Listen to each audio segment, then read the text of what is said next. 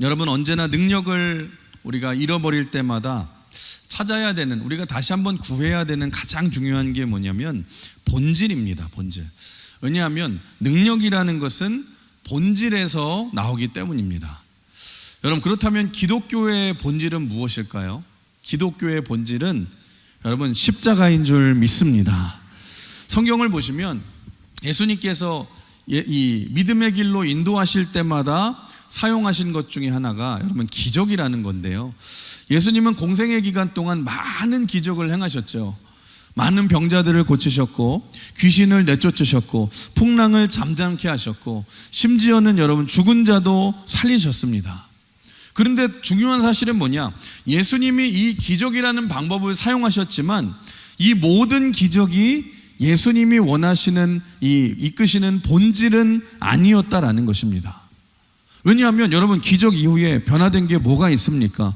여러분 살았던 자들도 나중에는 다시 여러분 죽었을 것이고, 치료받은 사람들도 여러분 다시 나중에 병들었을 수도 있고, 풍랑도 잠잠했던 풍랑도 나중에 다시 일어날 수도 있지 않습니까? 그럼에도 불구하고 예수님께서 기적을 행하신 이유는 뭐냐? 여러분 이 모든 과정이 다 십자가로 가기 위한 과정이었다는 것입니다. 그래서 기적이라는 것은 진짜 본질인 십자가로 이끌기 위한 도구였지 기적 자체가 본질은 아니었다라는 것입니다. 여러분, 그래서 성경이 우리에게 말하는 것은 뭐냐? 여러분, 우리 기독교는 생명의 종교인 줄 믿습니다. 그런데 그 생명을 얻는 길이 어디에 있느냐? 십자가에 있다라는 것입니다. 여러분, 한 알의 밀이 땅에 떨어져서 죽지 않으면 그대로 있지만 죽으면 많은 열매를 맺는다고 말하듯이, 여러분 그것이 십자가이고 그것이 본질이자 그것이 생명이라는 것입니다. 사랑하는 성도 여러분, 여러분은 어떠하십니까?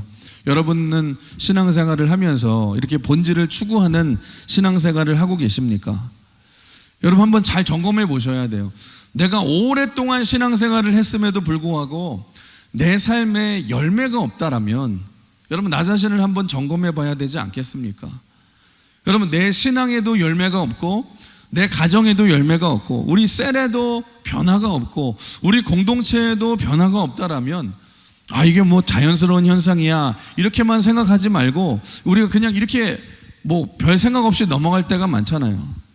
근데 우리가 반드시 알아야 될 사실은, 여러분 생명이 있는 곳에는 반드시 변화가 있고요, 생명이 있는 곳에는 반드시 성숙함이 있고, 생명이 있는 곳에는 반드시 열매가 있는 줄 믿습니다.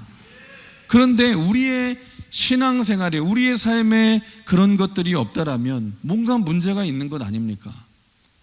여러분 문제가 뭐냐? 여러분 한 알의 밀알이 떨어져 죽지 않으면 그대로 있지만 죽으면 많은 열매를 맺는다고 하듯이, 여러분 우리가 죽지 않아서 십자가가 없어서 열매가 없다라는 것입니다. 사랑하는 성도 여러분, 그래서 기억하십시오. 기독교는 종교가 아니라 생명인 줄 믿습니다. 여러분 언제 기독교가 타락하게 되는 줄 아십니까? 기독교가 생명이 아니라 종교로 변질될 때에 기독교가 타락하게 되지 않습니까? 우리 옛말에 그런 말 많이 들어보셨죠?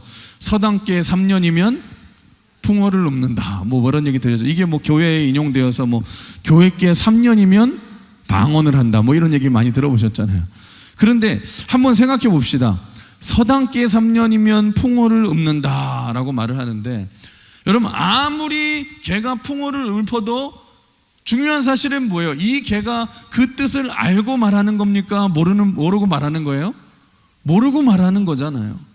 그냥 반복적으로 계속해서 듣다 보니까 따라하는 것이지, 여러분 의미도 모르고 따라하는 것 아닙니까? 여러분 우리의 신앙생활도 그럴 수 있다라는 것입니다. 우리가 신앙을 알고 하는 것이 아니라 그냥 익숙해져서 그냥 따라하는 서당계 같은 신앙이 있을 수 있다라는 거예요. 여러분 제가 이번에 태국 선교를 다녀오면서 가장 은혜 받은 것 중에 하나가, 거기는 예배를 드리면서 항상 고백하는 것이 뭐냐, 거기서 저희와 똑같이 사도신경을 외우는데, 고백하는데 사도신경을 그냥 고백하지 않아요. 여러분 늘 이 말씀을 곱씹으면서 믿음으로 여러분 사도신경을 고백하더라고요.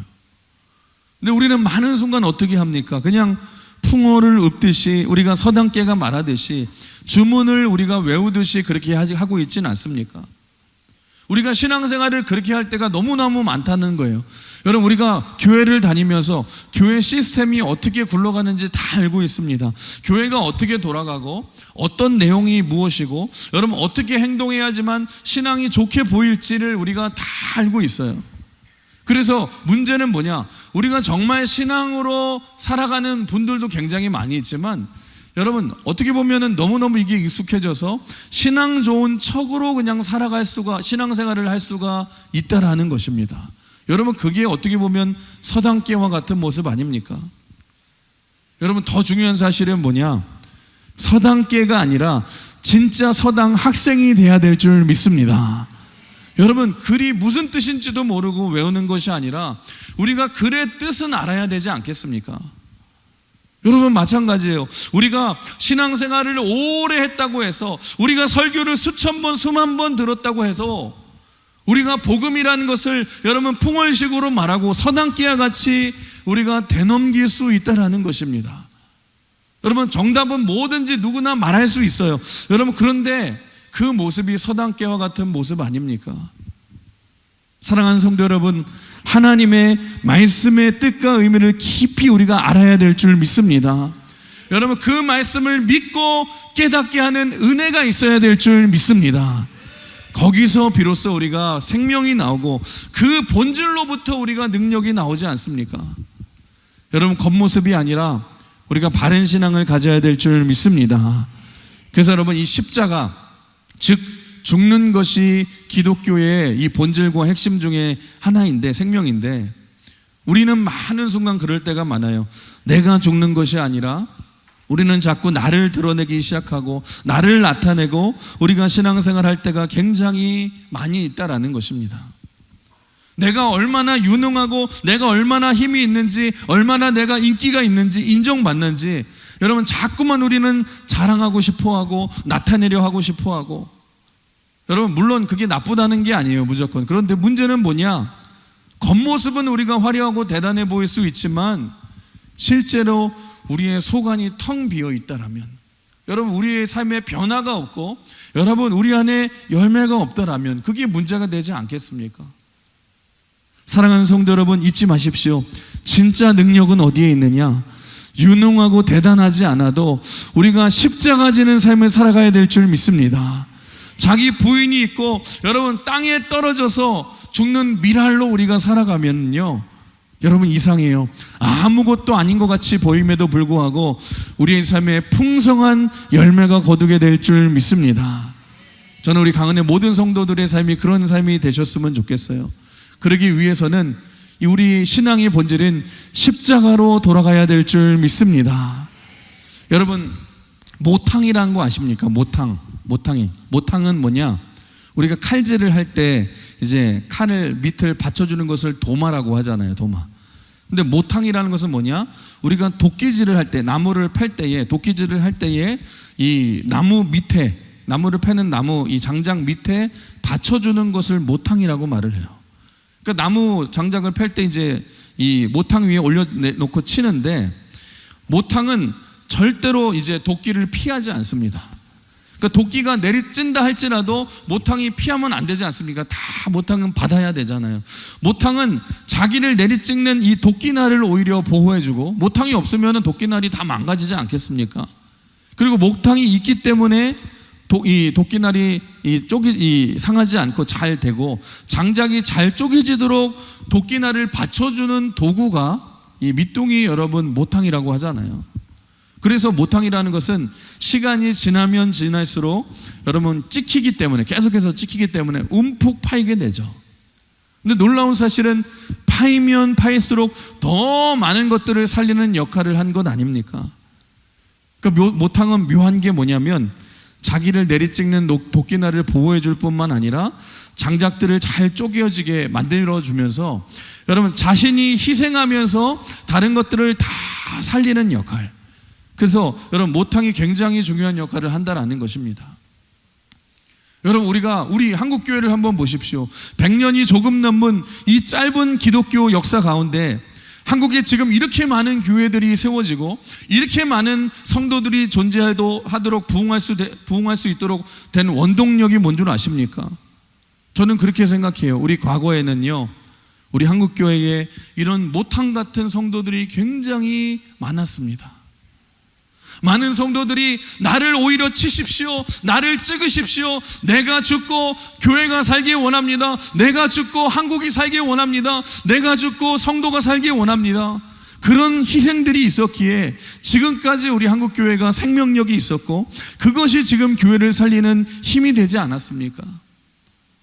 근데 여러분 생각해 보세요. 지금은 어떻습니까? 안타깝게도 요즘에는 이런 모탕 같은 성도들이 별로 없어요. 여러분, 누구도 이제는 희생하고 싶어 하지 않습니다. 그래서 우리의 이 도끼날이 예리해지지 못하고, 여러분 장작이 펴지지 못하고, 우리의 신앙이 무기력해지고 서로 견제만 하고 싸우고, 모탕이 아니라 딱딱한 대리석이 되어서 서로를 죽이고 있지 않습니까? 사랑하는 우리 강은혜 성도 여러분, 다시금 우리가 생명의 길로 회복되는 가장 좋은 길이 뭐냐? 여러분, 우리가 모탕이 돼야 될 줄 믿습니다. 우리가 서로 십자가를 지고 서로를 희생하고 서로를 섬길 때에 거기서 살리는 힘이 있는 줄 믿습니다. 회복할 수 있는 능력이 있는 줄 믿습니다. 오늘 본문도 한번 보세요. 결국에 생명을 회복하기 위한 길은 다른 것이 아니다. 능력은 십자가에 있고 능력은 잘 죽는 것에 있다라고 말하지 않습니까? 여러분, 예수님이 하신 일이 그거 아닙니까? 여러분, 십자가가 여러분 그 말을 하는 것 아닙니까? 여러분, 고난의 길, 죽음의 길, 여러분 사명의 길을 좋아하는 사람은 아무도 없어요.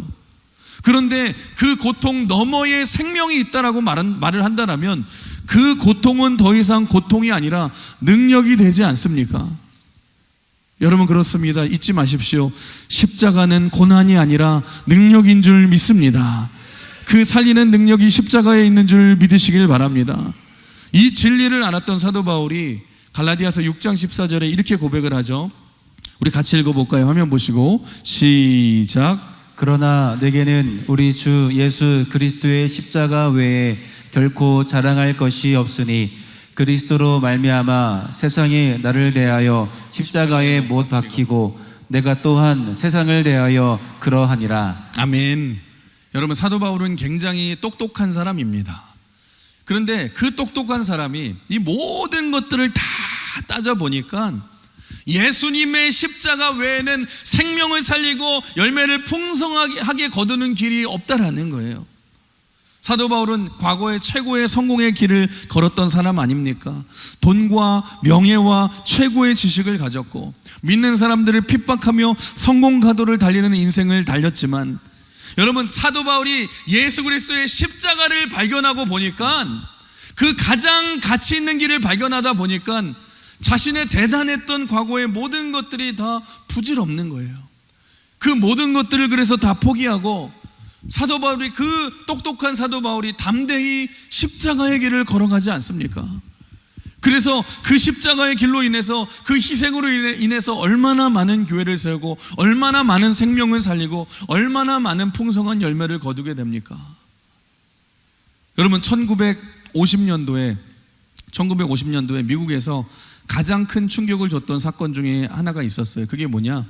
미국의 이 시카고에 보시면 위튼 칼리지라고, 위튼 대학이라는 대학이 있었는데, 이 대학을 다니던 미래가 정말 창창했던 이 짐 엘리엇이라는 청년이 있었습니다.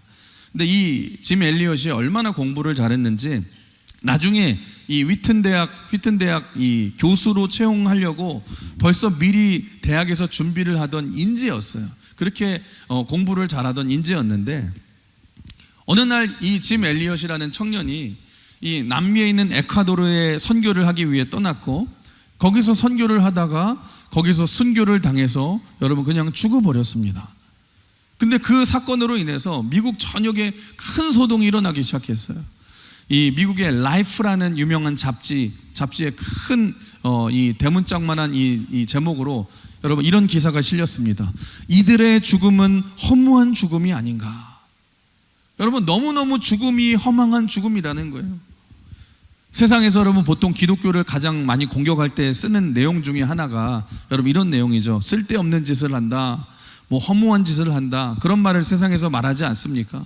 여러분, 당시 분위기가 그랬다는 거예요. 뭐하러 저런 개죽음 같은 죽음을 당하기 위해서, 허무한 죽음을 당하기 위해서 그 무모한 짓을 했냐, 그런 기사가 막 실리고 논쟁이 벌어지기 시작했어요. 그래서 그때부터 이 미국 전역에 이 짐 엘리엇의 죽음의 의미에 대한 논쟁이 벌어지기 시작했는데, 많은 이 언론들이 말하기 시작했어요. 그의 죽음이 너무나도 허무하다, 헛된 짓이다. 그런데 그때에 그의 아내였던 이 엘리자베스 엘리엇이 자신의 죽음에 대해서 여러분 이런 고백을 하기 시작했습니다. 여러분들, 주님의 것을 위하여, 주님을 위해 순교한 것을 어리석다라고 말하지 마십시오. 그러면서 이 짐 엘리엇이 10년 전에 19살 때 쓴 일기장을 읽어주기 시작합니다. 거기에는 이 19살의 이 짐 엘리엇의 일기장에 본인의 이런 고백이 적혀 있었습니다. 하나님 앞에 쓰는 기도문이었어요. 하나님, 나는 나무 토막과 같은 존재입니다. 주님, 나를 불 붙여 주시옵소서. 하나님이 불을 붙여 주셔야지만 내가 쓰임 받을 수 있습니다. 주님, 나를 불 붙여 주시고 주님을 위하여 타오르게 하여 주시옵소서. 내 인생을 타오르는 인생이 되게 하여 주시고 주님의 불쏘시개로 나를 사용하여 주시옵소서. 이런 일기가 적혀 있었어요. 얼마나 멋진 글입니까? 그런데 그 마지막 문단에 여러분 이런 일기가 적혀 있었어요. 멋진 고백이 나옵니다. 유명한 고백이죠. 영원한 것을 얻기 위하여 영원하지 않는 것을 포기하는 것은 어리석은 것이 아니다. 지금 많은 사람들의 논쟁을 미리 이 엘리엇이 알았던 것처럼 10년 전에 짐 엘리엇이 미리 일기장에 이렇게 써놓았어요. 영원한 것을 얻기 위하여 영원하지 않는 것을 포기하는 것은 어리석은 것이 아니다. 여러분, 그렇지 않습니까? 정말 그렇지 않습니까? 영원한 것, 여러분, 영원한 것이 가치 있는 것 아닙니까? 그리고 나중에 이 아내인 엘리자베스 테일러가 다시 남편을 죽인 부족을 찾아가서 여러분 복음을 전했다고 하는데, 그래서 나중에 그 부족이 다 복음으로 변화를 받았다고 하지 않습니까? 여러분 잘 보십시오. 선교사 하나가 이 부족 전체를 변화시킨다는 것, 여러분 결코 쉬운 일이 아닙니다. 그런데 이 짐 엘리엇의 죽음을 통해서 부족 전체가 예수님을 믿게 되는 놀라운 역사가 벌어지지 않습니까? 그뿐만 아니라 여러분, 이 짐 엘리엇 선교사의 죽음 이후에 얼마나 많은 사람들이 이후에 선교사로 자신의 인생을 헌신하며 여러분 세상 열방을 향해 나아가서 얼마나 많은 영혼들을 구원하게 되었습니까? 여러분, 그렇습니다. 영원한 것을 얻기 위하여 영원하지 않는 것을 포기하는 것은 결코 어리석은 일이 아닌 줄 믿습니다. 우리나라도 마찬가지예요. 우리나라도 보시면 불과 110년 전만 해도 예수 믿는 사람들이 아무도 없는 나라였어요. 여러분, 그런데 1866년에 우리나라 최초의 선교사 중에 한 명이었던 스코틀랜드 사람인 토마스 선교사가 우리나라에 이제 오게 되는데, 이 토마스 선교사의 이 배경도 보시면 참 이 놀라운 일이 있습니다. 이 토마스 선교사는 원래 중국 선교사였거든요. 중국 선교사인데 중국에 가서 그래서 선교를 잘 활동을 감당하게 되었어요.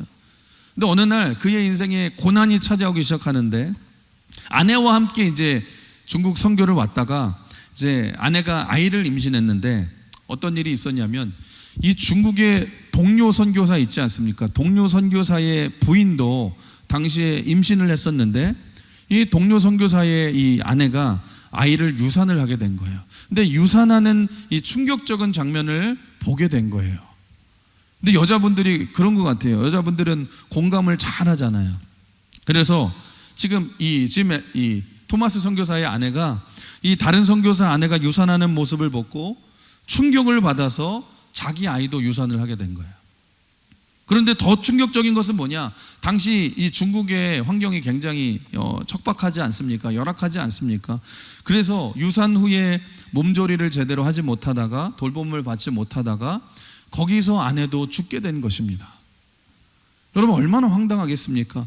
하나님의 복음을 증거하기 위해서 이 머나먼 땅까지 왔는데 아내도 임신 중에 여러분 아이도 죽고 산모도 다 죽게 되고, 얼마나 큰 상처가 되겠어요. 하나님 왜 이런 일이 벌어집니까? 너무 큰 충격을 받은 나머지 이 토마스 선교사가 통곡을 하면서 선교 본부에 편지를 쓰기 시작하면서 사표를 냅니다. 나 더 이상 선교하지 못하겠습니다. 하나님을 안 믿는 것은 아니지만, 내가 믿음을 포기하는 것은 아니지만, 저는 지금 상황이 도저히 수용이 되지 않습니다. 나 그만하겠습니다. 나 선교사 그만하겠습니다. 나 더 이상 하지 못하겠습니다.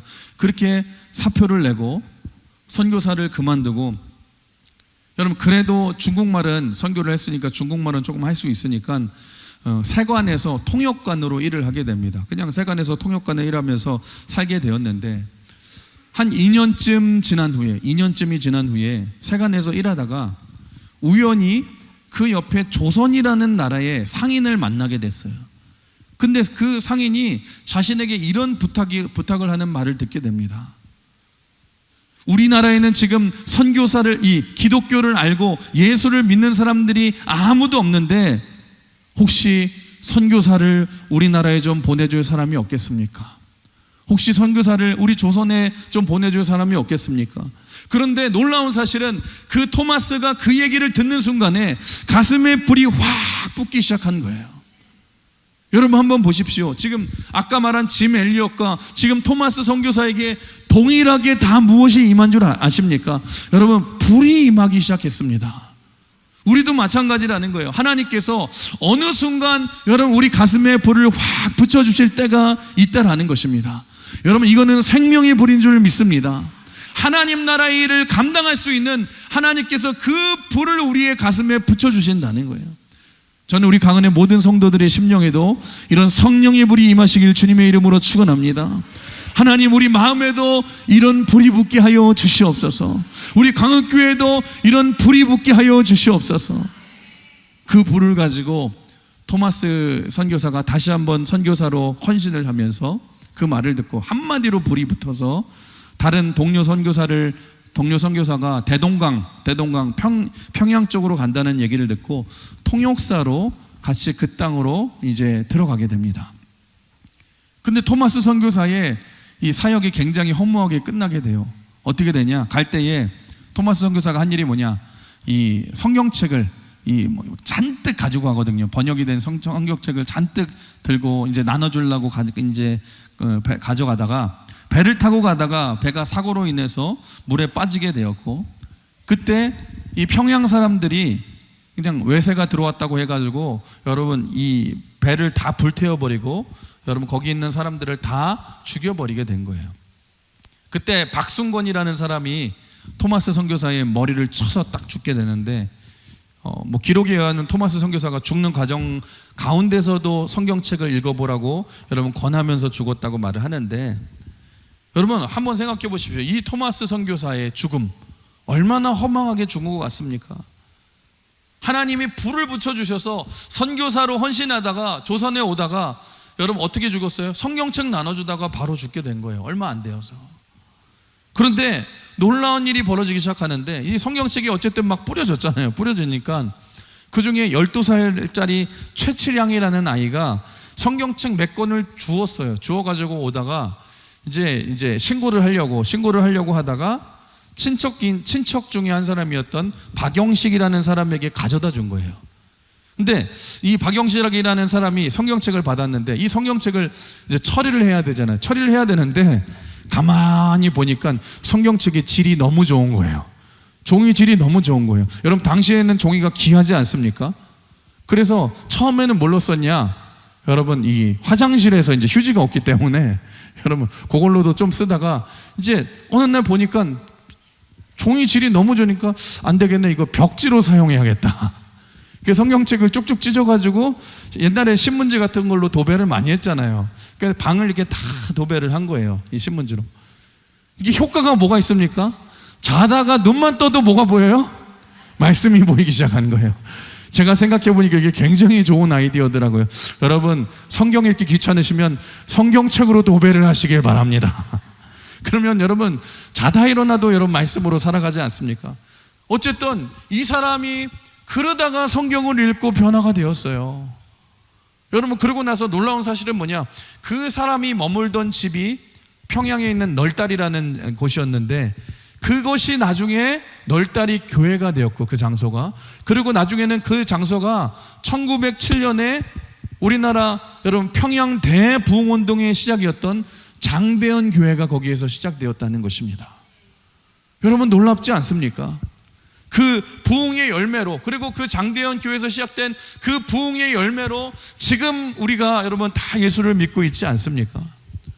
여러분 한번 잘 보시면 이 모든 역사가 어디에서 시작된 줄 아세요? 토마스 선교사의 여러분 고난과 그 순교를 통해서 이 모든 복음의 역사가 시작되지 않습니까? 여러분 잘 보십시오. 한 사람이 상처를 입고 방황하다가 하나님이 가슴에 불을 붙여주시니까 다시 선교사로 헌신해서 이 조선이라는 나라에 왔는데 사실 제대로 사역을 한 게 없어요. 그냥 성경책 뿌리다가 허무하게 죽게 됩니다. 그런데 그걸 통해서도 지금 한국 기독교의 뿌리였던 그 놀라운 1907년의 평양 대부흥운동이 거기서 일어나서 지금의 한국 기독교를 이루는 초석이 되지 않습니까? 그 뿌리가 이 토마스 선교사의 순교에 있었다는 거예요. 여러분 그러니 어찌 그의 죽음이 허망한 것입니까? 여러분 제가 요즘에 보니까 장례식이 굉장히 많이 치러지는 것 같아요. 장례식, 제가 장례를 늘 집례를 할 때마다, 전에 장례를 많이 집례할 때마다 이제 화장터를 들어갈 때 가장 앞서서 가지 않습니까? 그 가장 앞서서 걸어갈 때마다 제가 늘 드는 생각이 있어요. 와, 삶에서 죽음으로 가는 이 길이 이렇게 짧은 것이구나. 사실 아무것도 아니구나. 여러분 사실 정말로 우리가 그렇지 않습니까? 여러분 우리가 결국에는 다 죽게 되는 존재잖아요. 그런데 이런 육신의 죽음보다 더 심각한 죽음이 뭔 줄 아십니까? 여러분 영적인 죽음이 더 심각한 거 아닙니까? 많은 사람들이 육적인 죽음에 대해서는 많이 슬퍼해요. 많이 애통해하고 여러분 힘들어하지만 여러분 영적인 죽음에 대해서는 더 이상 안타까워하지 않아요. 근데 사실 여러분 따지고 보면 이 영적 죽음이 훨씬 더 무서운 죽음 아닙니까? 왜냐하면 영원한 죽음이잖아요. 영원한 심판이 있고 영원한 지옥이 있지 않습니까? 많은 사람들이 그런 얘기를 많이 해요. 아이 길거리에서 요즘에 뭐 노방전도 한다고 뭐 되나요? 여러분 그러는데 실제로 여러분 지나가다가 예수 믿으세요 한마디 듣고 여러분 예수 믿은 사람들이 꽤 계십니다. 여러분 이게 어떻게 허망한 것입니까? 여러분 어떤 분들 그래요. 아유 뭐 선교 간다고 하는데 일주일 정도 단기 선교한다고 뭐가 되나요? 말을 하는데 사실 여러분 우리가 무슨 따지고 보면 3박 4일, 우리도 따지고 보면 3박 4일 동안 무슨 교육을 받아서 예수를 믿게 된 것 아닙니까? 믿게 된 겁니까? 그렇지 않잖아요. 우리 다 예수 어떻게 믿었습니까? 사실 지나가다가 툭 던지는 한마디 때문에. 토마스 선교사가 왜 조선 땅에 다시 가게 되었습니까? 선교사가 없어요라는 그 한마디를 듣고 가슴에 불이 붙어서 여러분 조선으로 간 거 아닙니까? 무슨 말이냐? 여러분 그 한마디가 왜 의미가 없습니까? 그 한마디가 중요하잖아요. 여러분 그렇습니다. 그래서 한 번의 예배가 중요한 줄 믿습니다. 한 번의 만남이 중요하고 한 번의 섬김이 중요하고 한 번의 전도가 그 사람의 인생을 바꿀 수 있어요. 그 영혼을 바꿀 수 있다라는 거예요. 여러분 우리가 하는 일이 절대로 허망하지 않다라는 거예요. 우리가 하는 일이 결코 허무하지 않다라는 것입니다. 그걸 통해서도 우리 하나님은 놀라운 일을 이루어 가실 줄 믿습니다. 우리가 하는 이 땅에서 하는 모든 일들이 절대로 허무하지 않다라는 거예요. 그래서 여러분 결론적으로 우리가 해야 될 일이 뭐냐? 오늘 제목이죠. 우리 한번 같이 따라해 볼까요? 잘 죽어야 합니다. 옆 사람 한번 인사해 볼까요? 잘 죽어야 합니다.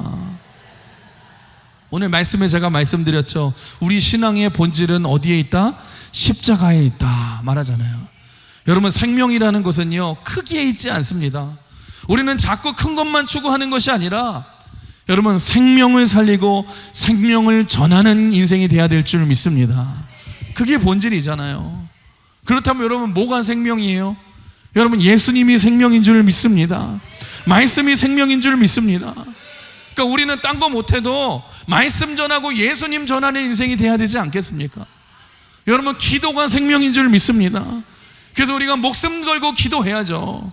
예배가 생명인 줄 믿습니다. 목숨 걸고 우리가 예배해야죠. 여러분, 전도가 생명이잖아요. 이게 우리의 사명이라는 것입니다. 그런데 하나님께서 이런 생명들을 이 땅에 전하는 통로로 우리를 이 땅에 보내주셨는데, 여러분, 중요한 사실은 뭐예요? 우리에게 미랄이라는 생명을 우리에게 주셨는데, 그렇다면 여러분, 이 미랄이 열매를 거두기 위해서는 어떻게 해야 됩니까? 여러분, 땅에 떨어져서 여러분 죽어야지 열매를 거두게 되는데, 여러분, 그렇다면 열매를 거두기 위해서는 첫 번째 단계가 뭐예요? 일단 떨어져야 되잖아요. 낮아져야 되잖아요. 우리 중에 그래도 일단 떨어지는 건 우리가 좀 잘하시는 분들이 있는 것 같아요. 물론 안 떨어지려고 하면은요, 하나님이 일부러 떨어뜨리게 하실 때가 있지만, 떨어지는 것까지는 우리가 비슷하게 흉내를 좀 내는 것 같아요. 문제는 뭐냐? 떨어지는 것밖에 못하는 거예요. 여러분, 미랄이 되려고 하면 떨어진 후에 땅에 묻혀야 되지 않습니까? 근데 여러분, 묻히는 것까지도 하는 사람이 있어요. 근데 잘 묻히려면 어떻게 해야 돼요? 여러분, 밟아줘야 돼요. 여러분, 그런데 밟히면은 신경질을 막 팍팍 내는 사람이 있어요. 왜 밟냐고, 아프다고 난리를 치는 사람들이 있어요. 근데 여러분, 죽는다는 게 뭔 줄 아십니까? 죽는다는 거는요, 내가 떨어지고 묻히고 밟히는 거예요. 내가 완전히 죽어야 된다라는 거예요. 여러분, 완전히 내가 떨어지고 묻히고 밟혀야지만 완전히 죽을 때야 그 미랄이 열매를 거두게 되는 줄 믿으시길 바랍니다. 예수님을 한번 보세요. 예수님이 십자가에 달리셨을 때에 그 밑에 사람들이 와서 예수님을 조롱하기 시작합니다. 네가 다른 사람을 구원한다고 말을 하면서도 그러면 십자가에서 한번 내려와 봐. 남은 구원하면서 너 자신은 구원하지 못하냐? 여러분, 사람들이 그렇게 조롱할 때 예수님 하나님이시니까 하실 수 있습니다. 그냥 내려올 수 있어요. 여러분, 그런데도 불구하고 십자가를 진다는 거, 내가 죽는다는 게 무슨 말인 줄 아십니까? 그때 복수하지 않고 가만히 있는 거예요. 여러분, 떨어지고 묻히고 짓밟히고 우리 예수님이 철저하게 조롱당하시지 않습니까?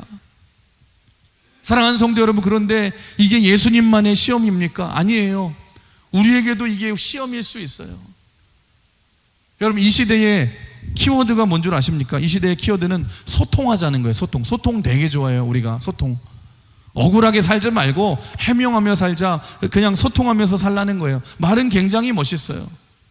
근데 문제는 뭐냐? 다 자기 말이 옳다라는 것을 드러내려고 하고 모든 사람들이 그거에 목매어서 살아가고 있지 않습니까? 근데 예수님은 십자가에서 해명하지 않으셨어요. 소통하지 않으시고 그냥 짓밟히시고 죽으셨습니다. 그리고 그 예수님이 죽으신 그 십자가가 우리를 살리신 능력이 되지 않습니까? 사랑하는 성도 여러분, 이 시대에 우리가 다시 한번 능력을 회복하고 영혼을 다시 살리고 이 생명의 본질인 이 예수 그리스도를 증거하고 이 열매를 거두기 위해서 우리가 해야 될 일이 뭐냐? 여러분, 우리가 다시 이 본질을 회복하셔야 돼요. 잘 죽어야 될 줄 믿습니다. 여러분, 십자가 지셔야 돼요. 십자가 지는 게 왜 힘든 줄 아세요? 안 죽어서 그래요. 십자가에 매달리셨는데 여러분, 내가 죽은 줄 알고 너무 고통스러워가지고 기절했다가 깼는데 아직 안 죽었어요. 그러니까 고통스러운 거 아닙니까? 여러분, 옆 사람 한번 인사해볼까? 잘 죽어야 합니다. 여러분, 십자가를 지셔야 돼요. 모탕이 돼야 될 줄 믿습니다. 성령의 능력이 뭔 줄 아세요? 성령의 능력이 임한다는 것은 우리가 모탕 같은 인생을 감당할 수 있다라는 거예요. 여러분, 우리 한번 빌립보서 우리 2장 5절에서 8절 같이 한번 읽어볼까요? 시작. 너희 안에 이 마음을 품으라. 곧 그리스도 예수의 마음이니 그는 근본 하나님의 본체시나 하나님과 동등됨을 취할 것으로 여기지 아니하시고 오히려 자기를 비워 종의 형체를 가지사 사람들과 같이 되셨고 사람의 모양으로 나타나사 자기를 낮추시고 죽기까지 복종하셨으니 곧 십자가에 죽으심이라. 아멘. 여러분, 그렇습니다. 우리가 결국 걸어가야 될 길은 무엇이냐? 십자가의 길인 줄 믿습니다. 여러분, 낮아짐이에요. 여러분, 생명은 잘 낮아지고 잘 죽음에 있다라는 것입니다. 우리가 떨어져야 됩니다. 묻혀야 됩니다. 밟혀야 됩니다. 이게 우리가 가야 될 십자가의 길이고 믿음의 길인 줄 믿습니다. 놀라운 사실은 우리가 이런 믿음의 길, 십자가의 길을 걸어가면 우리 하나님이 하시는 일이 뭔 줄 아세요? 그 다음 구절, 9절에서 11절까지 한번 읽어볼까요? 시작.